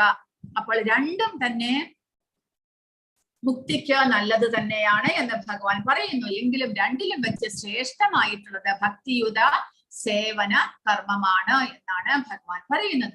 അപ്പോൾ ഇവിടെ ഈ കർമ്മത്തെ ഉപേക്ഷിക്കുന്നത് പ്രഭുപാദ പറയുന്നത് മായാവാദി സന്യാസികൾ, അതായത് അവ്യക്തിഗതവാദികൾ, ഭഗവാന് രൂപമില്ല, ഗുണമില്ല, ഭഗവാൻ ഒരു വ്യക്തിയല്ല എന്നെല്ലാം ചിന്തിക്കുന്നവരുണ്ട്. അവ്യക്തിഗതവാദികൾ അവർ ബ്രഹ്മനിർവാണത്തിന് വേണ്ടി ആഗ്രഹിക്കുന്നു. ഭഗവാനിൽ ലയിക്കുവാനായിട്ട് അവർ ആഗ്രഹിക്കുന്നു. കാരണം അവർക്ക് ശരീരം വേണ്ട, ശരീരമാണ് നമ്മളെ ദുഃഖത്തിലേക്ക് നയിക്കുന്നത്, അതുകൊണ്ട് ശരീരമേ വേണ്ട എന്നവർ ചിന്തിക്കുന്നു. അപ്പോൾ അവർ ബ്രഹ്മത്തിൽ പോയി ലയിക്കുവാനായിട്ട് ആഗ്രഹിക്കുന്നു. അപ്പോൾ അതിനു വേണ്ടിയിട്ടും അവർക്ക് ഇന്ദ്രിയങ്ങളെ നിയന്ത്രിക്കണം. അതുകൊണ്ട് അവർ എന്ത് ചെയ്യുന്നു? കർമ്മങ്ങളെ, ലൗകികമായിട്ടുള്ള അല്ലെങ്കിൽ ഭൗതികമായിട്ടുള്ള കർമ്മങ്ങളെ അപ്പാടെ ഉപേക്ഷിക്കുന്നു. അപ്പോൾ അവരാണ് കർമ്മങ്ങളെ ഉപേക്ഷിക്കുന്നത്. അങ്ങനെയുള്ള മായാവാദി സന്യാസികളും ഭക്തിയുത സേവനമായിട്ടുള്ള വൈഷ്ണവ സന്യാസികളും തമ്മിലുള്ള വ്യത്യാസത്തെയാണ് ഇവിടെ കൊടുത്തിരിക്കുന്നത്. മായാവാദി സന്യാസികൾ നിർദ്ദിഷ്ട ചുമതലകളാൽ മുൻകൂർ ശുദ്ധീകരണം ആവശ്യമാണ് അവർക്ക്. കാരണം അവർക്ക് ഇന്ദ്രിയ നിയന്ത്രണം വളരെ അത്യാവശ്യമാണ്. കാരണം അവർ ഇന്ദ്രിയങ്ങളെ പൂർണ്ണമായിട്ടും ബലം പ്രയോഗിച്ച് നിയന്ത്രിക്കാനായിട്ട് ശ്രമിക്കുന്നു. പക്ഷേ നമ്മൾ ഭക്തിയുത സേവനങ്ങൾ ചെയ്യുന്ന ഭക്തന്മാർ എന്ത് ചെയ്യുന്നു? നമ്മുടെ ഇന്ദ്രിയങ്ങളെ നേരിട്ട് ഭഗവാന് സമർപ്പിക്കുന്നത് കൊണ്ട്, ഭഗവാന്റെ സേവകൾ ചെയ്യിക്കുന്നത് കൊണ്ട് ആ ഇന്ദ്രിയങ്ങൾ സ്വാഭാവികമായിട്ട് തന്നെ പരിശുദ്ധമാകുന്നു. എന്നാൽ അവ്യക്തിഗതവാദികൾക്ക് അവരുടെ ഇന്ദ്രിയങ്ങളെ സ്വയം നിയന്ത്രിക്കണം. കാരണം അവർ ഭക്തിയുത സേവനങ്ങൾ ചെയ്യുന്നില്ല. കാരണം അവർക്ക് ഭക്തി എന്താണെന്ന് അറിഞ്ഞുകൂടാ. കാരണം അവർ ഭഗവാന്റെ രൂപത്തെയല്ല ആരാധിക്കുന്നത്, ഭഗവാൻ ഒരു ശക്തിയായിട്ട് മാത്രം അവർ കരുതുന്നു. അങ്ങനെയുള്ളവർക്ക് ഭഗവാനെ നേരിട്ട് സേവിക്കാൻ സാധിക്കാത്തത് കൊണ്ട് അവരുടെ ഇന്ദ്രിയങ്ങളെ അവർ തന്നെ നിയന്ത്രിക്കണം. എന്നാൽ ഭക്തന്മാരോട് ഭഗവാൻ പറയുന്നത് നമ്മുടെ ഇന്ദ്രിയങ്ങളെ ഭഗവാന്റെ സേവനത്തിൽ നിയോഗിക്കുക. അതുവഴി അവ സ്വാഭാവികമായിട്ട് നിയന്ത്രണമാകും. കൂടാതെ മായാവാദി സന്യാസികൾക്ക് ജ്ഞാനം മാത്രമേ ഉള്ളൂ, അവിടെ കർമ്മമില്ല. അവർ കർമ്മത്തെ ഉപേക്ഷിക്കുന്നു. കാരണം കർമ്മമാണ് ദോഷമുണ്ടാക്കുന്നത്. അതുകൊണ്ട് അവർ കർമ്മത്തെ ഉപേക്ഷിക്കുന്നു. അപ്പോൾ ഇവിടെ പ്രഭുപാദ പറയുന്നത് കേവലം ജ്ഞാനം മാത്രം ലഭിച്ചാൽ പോരാ മോക്ഷത്തിന്. ജ്ഞാനം, അതായത് ഞാൻ ഈ ശരീരമല്ല ആത്മാവാണ് എന്നുള്ള ജ്ഞാനം മാത്രം ലഭിച്ചത് കൊണ്ട് എന്താണ് കാര്യം? ആ ജ്ഞാനത്തിനനുസരിച്ച് നമ്മൾ പ്രവർത്തിക്കണം. പ്രവർത്തിച്ചില്ലെങ്കിൽ മോചനം സാധ്യമല്ല. അതുകൊണ്ട് ഭക്തന്മാർ എന്ത് ചെയ്യുന്നു? പ്രവൃത്തി നിർബന്ധിക്കുന്നു. പ്രവൃത്തി ചെയ്യണം. ആത്മാവിന്റെ അവസ്ഥയിൽ, അതായത് ഭഗവത് അംശമാണ് നമ്മൾ, ജീവാത്മാക്കൾ ഭഗവാനെ സേവിക്കുന്നതാണ് നമ്മുടെ കർത്തവ്യം എന്നുള്ള സ്മരണയോടുകൂടി പ്രവർത്തികൾ ചെയ്യുന്നു.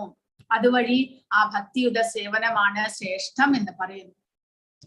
അങ്ങനെ മായാവാദി സന്യാസികൾ അങ്ങനെ കർമ്മം ചെയ്യാത്തത് കൊണ്ട് ജ്ഞാനം മാത്രമേ ഉള്ളൂ അവർക്ക്. അതുകൊണ്ട് അവർ അധപ്പതിക്കാൻ, അവരുടെ നിലയിൽ നിന്ന് താഴേക്ക് പതിക്കാൻ സാധ്യതയുണ്ട്.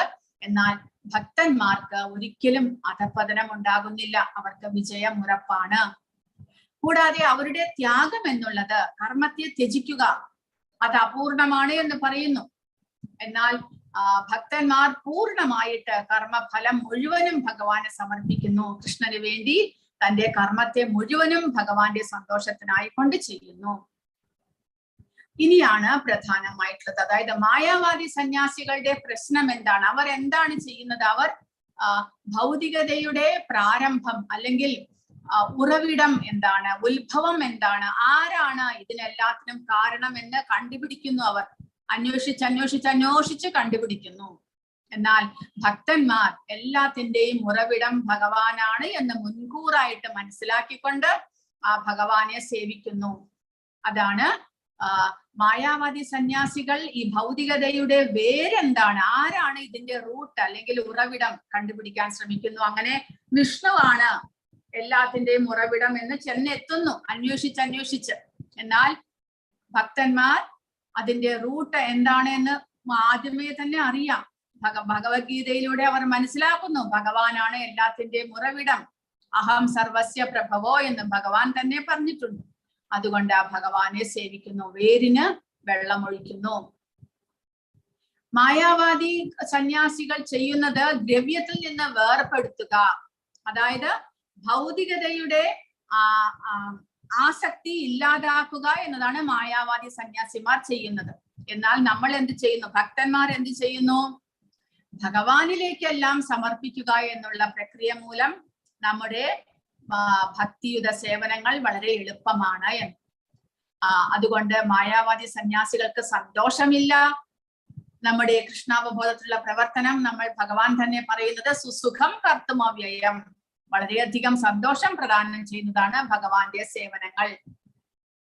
ഇവർക്ക് ഇന്ദ്രിയങ്ങൾ നിയന്ത്രിക്കണം. അതീന്ദ്രിയമായ ഭക്തി സേവനം ആസ്വദിക്കാൻ കഴിയില്ല. കാരണം അവർ ഭഗവാനെ ആരാധിക്കുന്നില്ല. അവർക്ക് അവരുടെ ദൃഷ്ടിയിൽ ഭഗവാന് രൂപമില്ല. അതുകൊണ്ട് ഈ അതീന്ദ്രിയവാദികൾ ഇന്ദ്രിയങ്ങളെ നിയന്ത്രിച്ച് സ്വയം നിയന്ത്രിക്കണം അവർക്ക്. എന്നാൽ ഭക്തന്മാർ നമ്മുടെ ഇന്ദ്രിയങ്ങളെ കൊണ്ട് ഭഗവാനെ സേവിക്കുന്നു. അതുകൊണ്ട് അവർക്ക് ഭക്തിയുത സേവനം ആസ്വദിക്കാൻ സാധിക്കുന്നു. കൂടാതെ ഈ ജ്ഞാനം സമ്പാദിച്ചു കഴിഞ്ഞാൽ ബഹൂനാം ജന്മനാം അന്തേ ജ്ഞാനവാൻ മാം പ്രപദ്യതേ വാസുദേവ സർവമിതി സമഹാത്മാ സുദുർലഭ എന്നാണ് ഭഗവാൻ തന്നെ പറഞ്ഞിരിക്കുന്നത്. അതായത് ജ്ഞാനം മാത്രം കരസ്ഥമാക്കിയാൽ പോരാ, ഭക്തിയുത സേവനങ്ങൾ വേണം. അങ്ങനെ ഭക്തിയുത സേവനത്തിന് ഈ ജ്ഞാനികൾക്ക് അനേകം ജന്മങ്ങൾ എടുക്കേണ്ടി വരും. ബഹൂനാം ജന്മനാമന്തേ. എന്നാൽ ഭക്തന്മാർ ഭഗവാനെ സ്വമേധയാ ആരാധിക്കുന്നത് കൊണ്ട് വളരെ വേഗത്തിൽ ഭഗവാനെ പ്രാപിക്കാൻ സാധിക്കുന്നു. ജ്ഞാനികൾ സാഖ്യ തത്വശാസ്ത്രം പഠിക്കുന്നു, ഭക്തന്മാർ ശ്രീമദ് ഭാഗവതം പഠിക്കുന്നു. ശങ്കരാചാര്യരാണ് ഈ ശാരീരിക ഭാഷ്യം രചിച്ചിട്ടുള്ളത്. ശ്രീമദ് ഭാഗവതം പഠിക്കുക വേദാന്ത സൂത്രങ്ങളുടെ ശരിയായ ഭാഷ്യമാണ് എന്ന് പറയുന്നു. അങ്ങനെ അജ്ഞാനികൾ എന്ത് ചെയ്യുന്നു? ആത്മസാക്ഷാത്കാരത്തിന്റെ മാർഗത്തിൽ നിന്ന് ഭ്രഷ്ടരായി ലോകോപകാരമാർത്ഥമുള്ള ഭൗതിക കൃത്യങ്ങളിൽ വീണ്ടും ഏർപ്പെടാൻ സാധ്യതയുണ്ട്. അവർ അധപതിക്കാൻ സാധ്യതയുണ്ട്. എന്നാൽ ഭക്തന്മാർ അങ്ങനെയല്ല. ഭക്തിയുത സേവനത്തിൽ മുഴുകിയിരിക്കുന്നത് കൊണ്ട് അവർക്ക് അധപതനം ഇല്ല എന്ന് ഭഗവാൻ പറയുന്നു. അപ്പോൾ ഭഗവാൻ പറയുന്നത് ഭക്തിയുത സേവനമാണ് ശ്രേഷ്ഠം എന്ന് ഭഗവാൻ പറഞ്ഞു. ഇനി അടുത്ത ശ്ലോകത്തിലേക്ക് കിടക്കാം. ജ്ഞേയഹാസ നിത്യ സന്യാസി യോന ദ്വേഷ്ടീന കാംക്ഷതി നിർദ്വന്ദ്വോ ഹി മഹാബാഹോ സുഖം ബന്ധാത് പ്രമുച്യതേ. കർമ്മഫലങ്ങൾ ആഗ്രഹിക്കുകയോ വെറുക്കുകയോ ചെയ്യാത്ത ആളാണ് നിത്യസന്യാസി.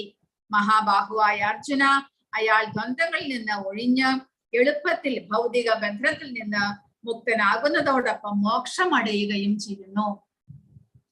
അതായത് ഭക്തന്മാർക്ക് ആഗ്രഹങ്ങൾ, ഭൗതികമായിട്ടുള്ള കർമ്മത്തിന്റെ ഫലങ്ങളെ ആഗ്രഹിക്കുകയോ വെറുക്കുകയോ ചെയ്യുന്നില്ല. കാരണം അദ്ദേഹം സമഭാവനയാണ്.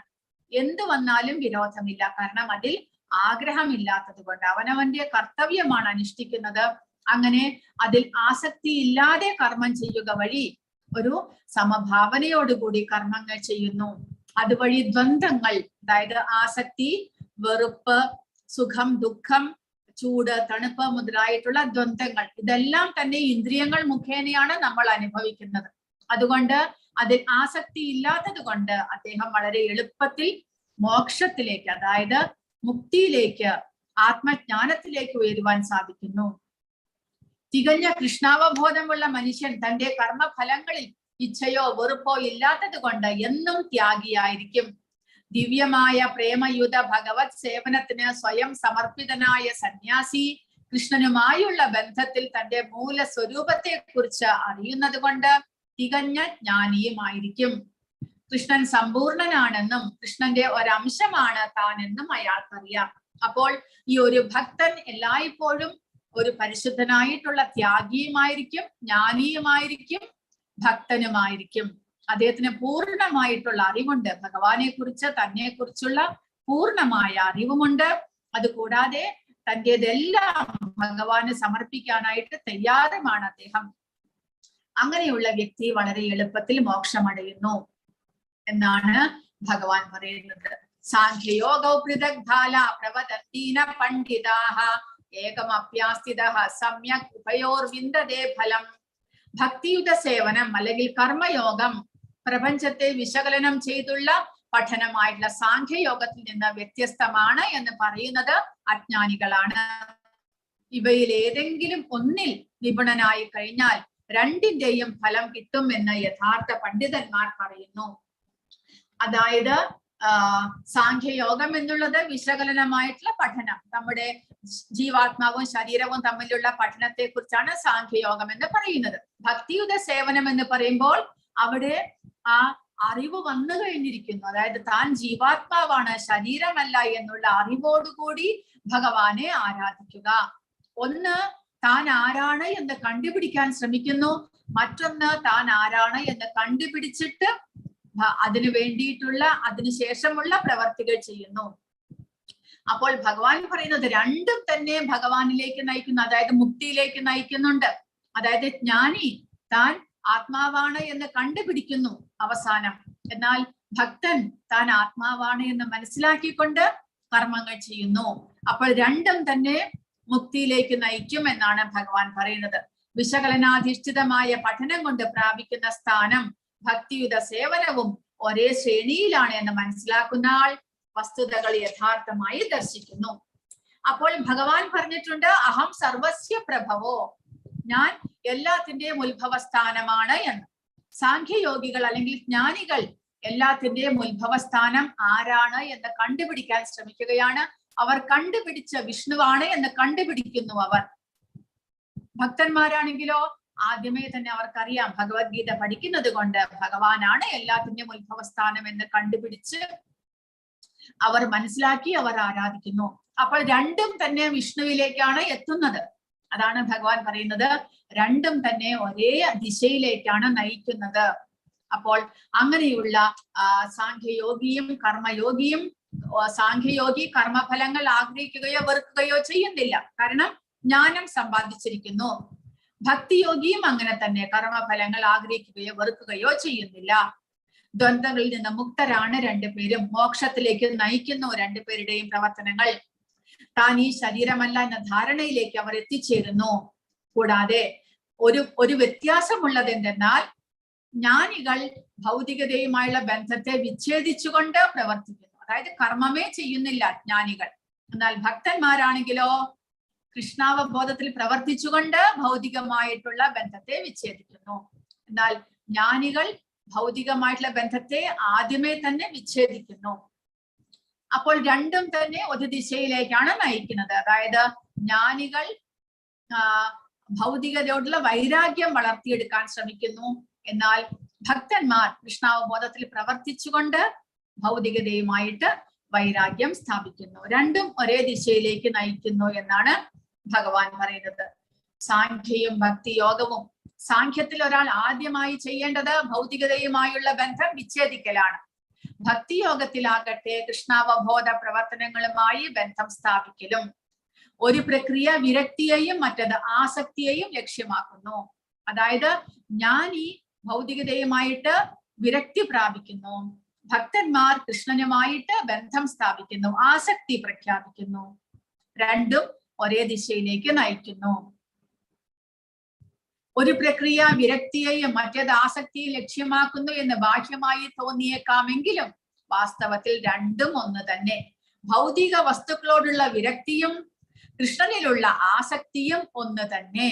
ഇത് മനസ്സിലാക്കുന്ന ആൾ കാര്യങ്ങൾ യഥാർത്ഥമായി കാണുന്നു. അപ്പോൾ രണ്ടു കൂട്ടരും രണ്ടും ഒരേ ദിശയിലേക്കാണ് നമ്മളെ നയിക്കുന്നത് എന്നാണ് ഭഗവാൻ പറയുന്നത്.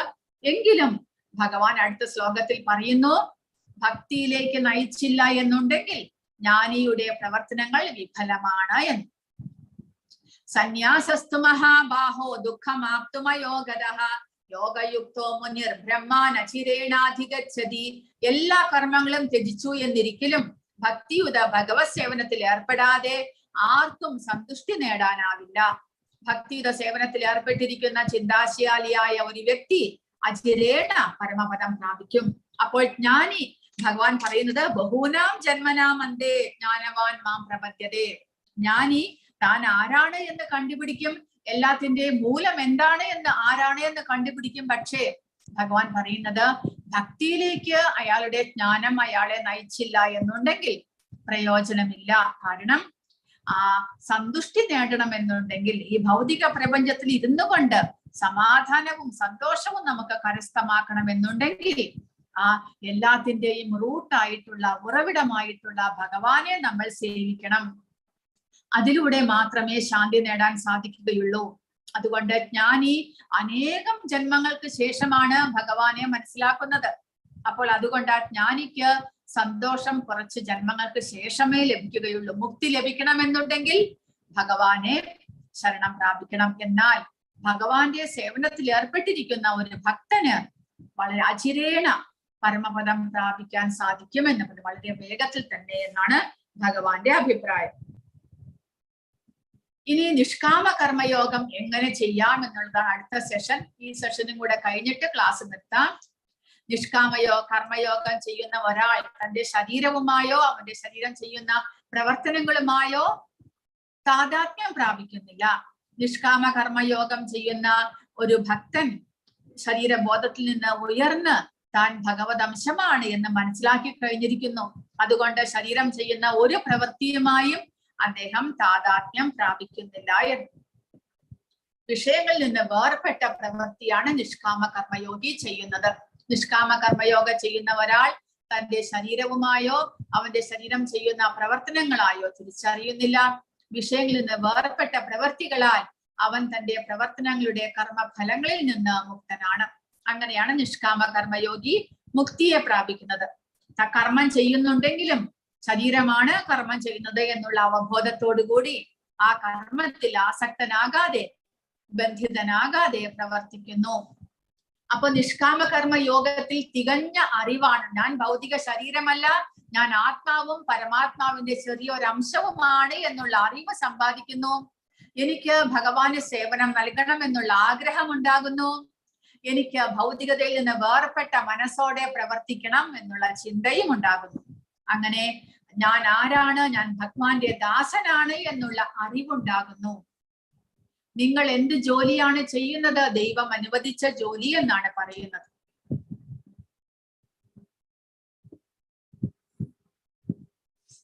നിങ്ങൾ എങ്ങനെയാണ് ജോലി ചെയ്യുന്നത്? ആത്മാർത്ഥതയോടെ, അർപ്പണബോധത്തോടെ. എന്റെ ഏറ്റവും മികച്ച കഴിവിൽ ഞാൻ കഠിനാധ്വാനം ചെയ്യുന്നു.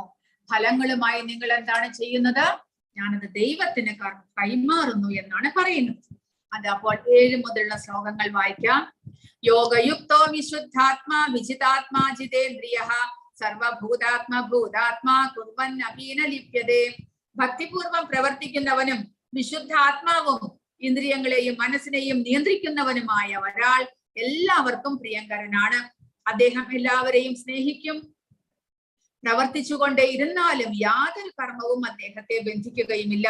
അതാണ് ഭക്തൻ.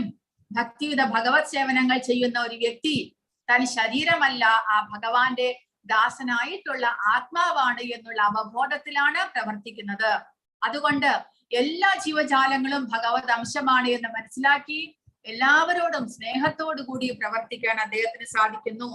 അങ്ങനെ അദ്ദേഹം ആ ഒരു ചിന്തയോടുകൂടി കർമ്മങ്ങൾ ചെയ്യുന്നുണ്ടെങ്കിലും ആ കർമ്മത്തിന്റെ ഫലങ്ങൾ അദ്ദേഹത്തെ ബാധിക്കുന്നില്ല. കാരണം ശരീരബോധത്തിലല്ല അദ്ദേഹം പ്രവർത്തിക്കുന്നത് എന്ന്. ഭഗവത് അംശമായ ആത്മാവാണ് എന്നുള്ള അവബോധത്തിലാണ് പ്രവർത്തിക്കുന്നത്. അതായത് ഒരു വൃക്ഷത്തിന്റെ ശാഖകളും ഇലകളും അതിൽ നിന്ന് ഭിന്നങ്ങളല്ലല്ലോ.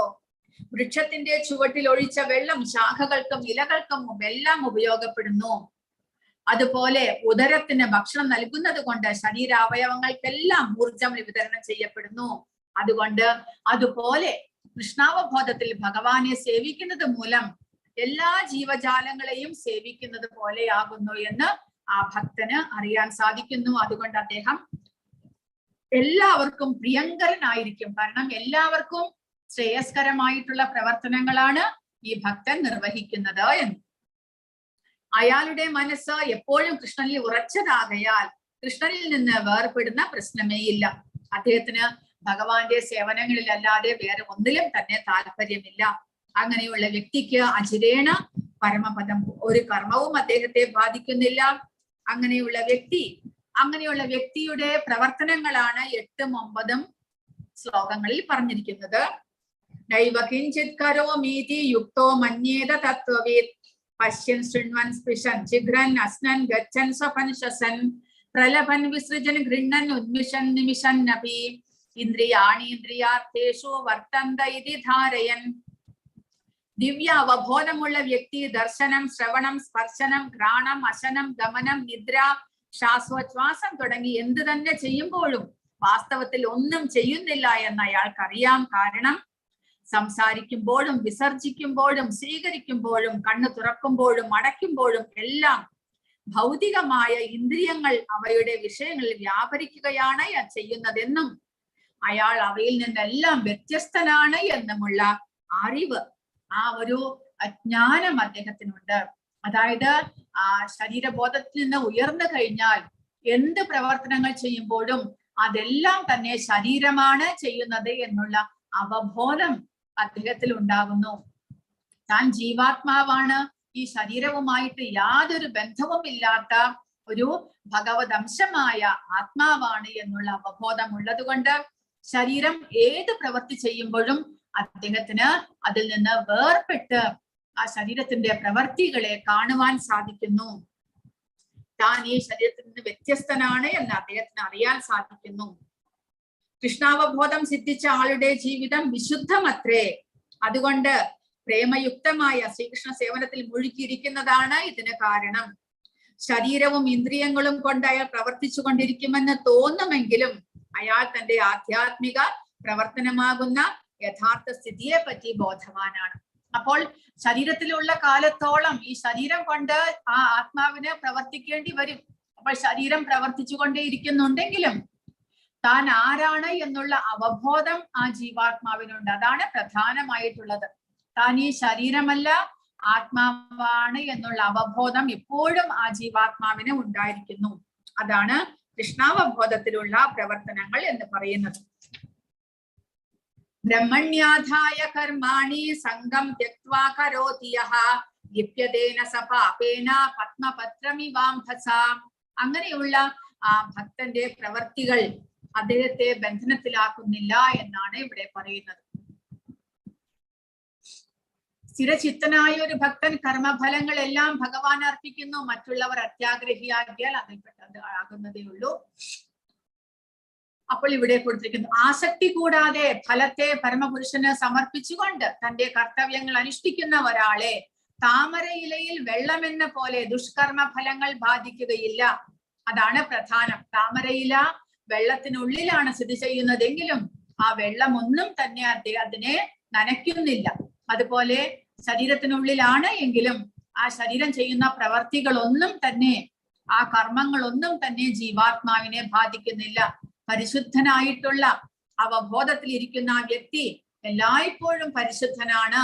ഇവിടെ പ്രഭുപാദരെ കൊടുത്തിരിക്കുന്നു. അദ്ദേഹത്തെ പോലെ അദ്ദേഹം പാശ്ചാത്യ രാജ്യങ്ങളിൽ പോയി. ആ സമയത്ത് അദ്ദേഹത്തിന് ശിഷ്യന്മാരായിട്ട് ആരും ഉണ്ടായിരുന്നില്ല. പാശ്ചാത്യ രാജ്യങ്ങൾ നമുക്കറിയാം, എല്ലാത്തിന്റെയും മീറ്റ് ഈറ്റിംഗ്, ഇല്ലിസിറ്റ് സെക്സ്, ലഹരി, എല്ലാത്തിന്റെയും പ്രമുഖമായിട്ടുള്ള സ്ഥലങ്ങളാണ് പാശ്ചാത്യ രാജ്യങ്ങൾ.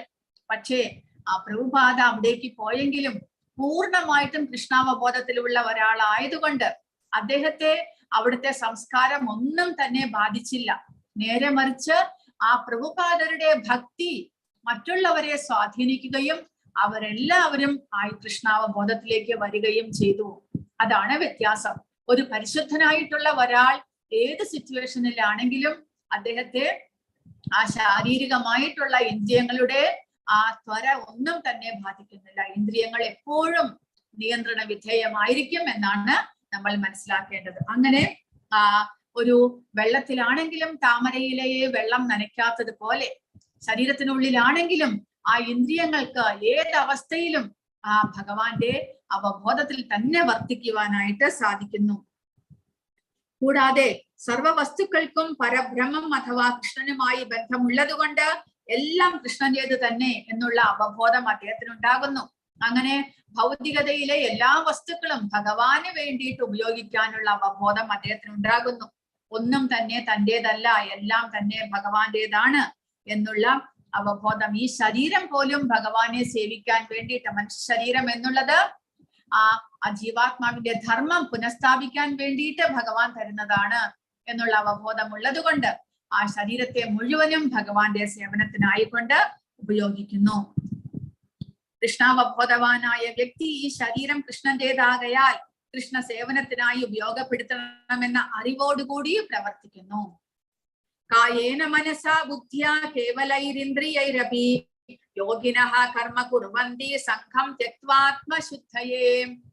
യോഗികൾ അനാസക്തരായി ശരീരം, മനസ്സ്, ബുദ്ധി എന്നിവ കൊണ്ടും ഇന്ദ്രിയങ്ങൾ കൊണ്ട് പോലും ആത്മശുദ്ധിക്ക് വേണ്ടി മാത്രം പ്രവർത്തനത്തിൽ ഏർപ്പെടുന്നു. അപ്പോൾ യോഗികൾ എന്ന് പറയുമ്പോൾ ഭക്തന്മാർ, ഭഗവാനുമായിട്ട് ബന്ധപ്പെട്ടുകൊണ്ടിരിക്കുന്ന പരിശുദ്ധരായിട്ടുള്ള അങ്ങനെയുള്ള ഭക്തന്മാർ ശരീരം, മനസ്സ്, ബുദ്ധി ഇവയെല്ലാം തന്നെ ഭൗതികമാണ്. ശരീരം ഭൗതികമാണ്, ബുദ്ധി ഭൗതികമാണ്, മനസ്സും ഭൗതികമാണ്. പക്ഷെ അവയെല്ലാം കൊണ്ട് ഭഗവാന്റെ സേവനത്തിൽ, അതായത് ആത്മാവിന്റെ ശുദ്ധിക്ക് വേണ്ടി മാത്രമാണ് പ്രവർത്തിക്കുന്നത്. അല്ലാതെ ഇന്ദ്രിയങ്ങളുടെ സുഖഭോഗത്തിന് വേണ്ടിയിട്ടുള്ള ഒരു കർമ്മവും ചെയ്യുന്നില്ല എന്നാണോ. അതെല്ലാം തന്നെ, അങ്ങനെയുള്ള കർമ്മങ്ങളെല്ലാം തന്നെ ആധ്യാത്മികമാകുന്നു. അതായത് ആത്മാവിന്റെ പരിശുദ്ധിക്ക് വേണ്ടിയിട്ട് ചെയ്യുന്ന എല്ലാ കർമ്മങ്ങളും ആധ്യാത്മികമാണ്. അതൊന്നും തന്നെ ഭൗതികമല്ല എന്ന്. ശരീരം കൊണ്ടോ മനോബുദ്ധികൾ കൊണ്ടോ വാക്കുകൊണ്ടോ കൃഷ്ണാവബോധത്തോടെ കൃഷ്ണ സേവനത്തിൽ പ്രവർത്തിക്കുന്നവർ ഭൗതിക ലോകത്തിൽ പ്രാപഞ്ചിക കൃത്യങ്ങളിൽ ഏർപ്പെട്ടിരുന്നാലും മുക്തന്മാർ തന്നെ. അയാൾക്ക് മിഥ്യാഹങ്കാരമില്ല. മിഥ്യാഹങ്കാരം എന്ന് പറഞ്ഞാൽ ഞാൻ കഴിഞ്ഞ ക്ലാസ്സിലും പറഞ്ഞു. മിഥ്യാഹങ്കാരം എന്ന് പറഞ്ഞാൽ എന്താണ്? ഹരേ കൃഷ്ണ. മിഥ്യാഹങ്കാരം താൻ ഈ ശരീരമാണ് എന്നുള്ള ശരീരബോധം, അതാണ് മിഥ്യാഹങ്കാരം. ഞാൻ ആരാണ് എന്ന് ചോദിച്ചു കഴിഞ്ഞാൽ ഞാൻ ഈ ശരീരമാണ് എന്ന് നമ്മൾ ഡെസിഗ്നേഷൻ കൊടുക്കുന്നു. അതാണ് മിഥ്യാഹങ്കാരം. അഹങ്കാരം എന്ന് പറഞ്ഞാൽ ഞാൻ ആരാണ് എന്നുള്ള അറിവാണ് അഹങ്കാരം.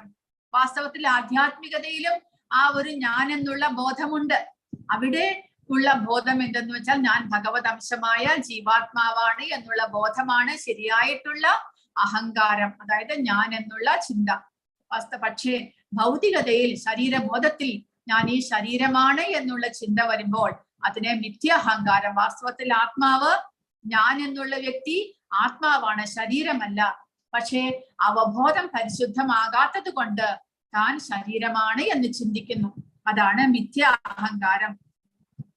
യുക്തകർമ്മഫലം ത്യക്ത്വാ ശാന്തിമാപ്നോതി നൈഷ്ഠികീം അയുക്തഃ കാമകാരേണ ഫലേ സക്തോ നിബധ്യതേ. സ്ഥിരചിത്തനായ ഒരു ഭക്തൻ കർമ്മഫലങ്ങളെല്ലാം എനിക്ക് അർപ്പിക്കുന്നത് കൊണ്ട് സമ്പൂർണ്ണ സമാധാനം നേടുന്നു. എന്നാൽ ഈശ്വരനിൽ നിന്ന് വേർപെട്ട് നിൽക്കുന്നവൻ തന്റെ കർമ്മഫലങ്ങളിൽ അത്യാഗ്രഹിയാകയാൽ അതിൽപ്പെട്ട് വലയുന്നു. അപ്പോൾ ഭൗതികതയിൽ മുഴുകിയിരിക്കുന്ന ഒരാൾ തന്റെ കർമ്മങ്ങളെല്ലാം തന്നെ തന്റെ ശരീരബോധത്തിൽ തനിക്ക് വേണ്ടി മാത്രമാണ് ചെയ്യുന്നത്. ആ കർമ്മഫലങ്ങളെല്ലാം സ്വയം അനുഭവിക്കണമെന്ന് ആഗ്രഹിക്കുന്നു. അതുമൂലം ആ കർമ്മത്തിന്റെ ഫലത്തിൽപ്പെട്ട് അയാൾ വലയുന്നു. അനേകം ജന്മങ്ങൾ എടുത്തുകൊണ്ടേയിരിക്കേണ്ടി വരുന്നു. എന്നാൽ കർമ്മഫലങ്ങളെല്ലാം തന്നെ ഭഗവാന് സമർപ്പിച്ച് ഭഗവാന്റെ സന്തോഷത്തിനായി കൊണ്ട് ജീവിക്കുന്ന ഒരു വ്യക്തി ആ കർമ്മഫലത്തിൽ നിന്ന് മുക്തനാണ്. അതുകൊണ്ട് പൂർണ്ണമായിട്ടുള്ള സമാധാനം നേടുന്നു. എന്തുകൊണ്ട് സമാധാനം വരുന്നത് നമ്മുടെ ഇന്ദ്രിയങ്ങൾ നിയന്ത്രിതമായിട്ടിരിക്കുമ്പോൾ, ഭൗതികതയുമായിട്ട് നമുക്ക് ആസക്തി ഇല്ലാതിരിക്കുന്ന അവസ്ഥയിൽ, താൻ ആരാണ് എന്നുള്ള അറിവുള്ള അവസ്ഥയിൽ നമുക്ക് സമാധാനം ഉണ്ടാകുന്നു. എന്നാൽ കർമ്മഫലത്തിൽ പെടുമ്പോൾ എന്ത് സംഭവിക്കുന്നു? സുഖവും ദുഃഖവും മാറി മാറി മാറി അനുഭവിക്കുന്നത് കൊണ്ട് ഒരിക്കലും സമാധാനം ഉണ്ടാകുന്നില്ല. കൃഷ്ണാവബോധമുള്ളവനും ശാരീരികാവബോധമുള്ളവനും തമ്മിലുള്ള വ്യത്യാസം ഇതാണ്. ഒരാൾ കൃഷ്ണനിൽ ആസക്തനും മറ്റേയാൾ സ്വന്തം കർമ്മഫലങ്ങളിൽ ആസക്തനുമാണ്. കൃഷ്ണനിൽ ആസക്തനും കൃഷ്ണന് വേണ്ടി പ്രവർത്തിക്കുന്നവനുമായ വ്യക്തി തികച്ചും വിമുക്തനാകയാൽ അയാൾക്ക് കർമ്മഫലത്തിൽ ഉത്കണ്ഠയില്ല. നേരെ മറിച്ച് ദ്വന്ദ് ഭാവനയോടുകൂടി പരമസത്യം എന്താ എന്ന് അറിയാതെ പ്രവർത്തിക്കുന്നതാണ് ഫലത്തെക്കുറിച്ചുള്ള ഉത്കണ്ഠയ്ക്ക് കാരണം. അപ്പോൾ ആസക്തനായിട്ടുള്ള വ്യക്തിക്ക് ഭഗവാനെ കുറിച്ചുള്ള അറിവില്ല, തന്നെ കുറിച്ചുള്ള അറിവില്ല, ഈ കർമ്മഫലം അനുഭവിക്കണം എന്നുള്ള ആഗ്രഹവുമുണ്ട്. അതാണ് തന്റെ ജീവിതത്തിൽ ഉത്കണ്ഠയ്ക്ക്, ക്ലേശങ്ങൾക്ക് എല്ലാം കാരണമായി ഭവിക്കുന്നത്. കർമ്മം ചെയ്യുകയും കർമ്മത്തിന്റെ ഫലങ്ങളെ സ്വയം അനുഭവിക്കണമെന്ന് ആഗ്രഹിക്കുകയും ചെയ്യുമ്പോൾ ആ കർമ്മഫലങ്ങൾ നമ്മളെ വിടാതെ പിന്തുടരുന്നു. സുഖദുഃഖങ്ങളായിട്ട് നമ്മളത് ഓരോ ജന്മത്തിലും പല ദുഃഖങ്ങൾ, പല ക്ലേശങ്ങൾ അനുഭവിച്ചുകൊണ്ട് നമ്മൾ വലയുകയാണ് ചെയ്യുന്നത്. നേരെ മറിച്ച് കൃഷ്ണാവബോധത്തിൽ ഭഗവാന്റെ സന്തോഷത്തിനായിക്കൊണ്ട് നമ്മുടെ പ്രവർത്തനങ്ങൾ ചെയ്യുമ്പോൾ നമ്മൾ ആ കർമ്മഫലത്തിൽ നിന്ന് മുക്തനാകുന്നു. നമുക്ക് ശാന്തിയും സമാധാനവും ലഭിക്കുന്നു. കൃഷ്ണനൊഴികെ മറ്റൊന്നിനും നിലനിൽപ്പില്ല എന്ന സാക്ഷാത്കാരമാണ് ശാന്തിയുടെയും നിർഭയതയുടെയും തലം. ഇതാണ് കൃഷ്ണാവബോധത്തിന്റെ രഹസ്യം. അതായത് ഭഗവാൻ മാത്രമാണ് ശാശ്വതനായിട്ടുള്ളത്. അദ്ദേഹത്തിന്റെ അംശമായതുകൊണ്ട് നമ്മുടെ കർത്തവ്യം ആ ഭഗവാനെ സേവിക്കുകയാണ് എന്നുള്ള ചിന്ത, ആ ഒരു അറിവ്, അതാണ് ശരിയായിട്ടുള്ള സമാധാനത്തിലേക്ക് നമ്മളെ നയിക്കുന്നത്. അതാണ് കൃഷ്ണാവബോധം എന്ന് പറയുന്നത്. കൃഷ്ണാവബോധത്തിന്റെ തലം അതാണ്. ആ തലത്തിൽ നിന്നുകൊണ്ടാണ് നമ്മൾ ഭഗവാന്റെ സേവനങ്ങൾ ചെയ്യേണ്ടത് എന്ന്. ഹരേ കൃഷ്ണ. ഇനി ബാക്കിയുള്ളത് നാളത്തെ ക്ലാസ്സിൽ എടുക്കാം. ആർക്കെങ്കിലും എന്തെങ്കിലും